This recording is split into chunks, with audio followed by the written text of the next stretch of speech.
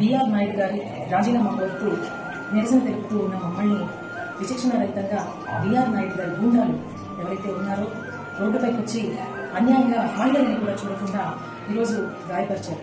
పెదవుల పైన విచక్షణ రహితంగా నక్కేసి మమ్మల్ని గుంపుల్లో తోసేసి భయంకరంగా గొడవ చేశారు. ఏ తప్పు చేయని వాళ్ళైతే మేము నిదానంగా నిరసన చేస్తూ ప్లకార్డు పడుతుంటే ఎందుకు మాపైన దాడి చేయాల్సి వచ్చింది? మేమేం కోరాము?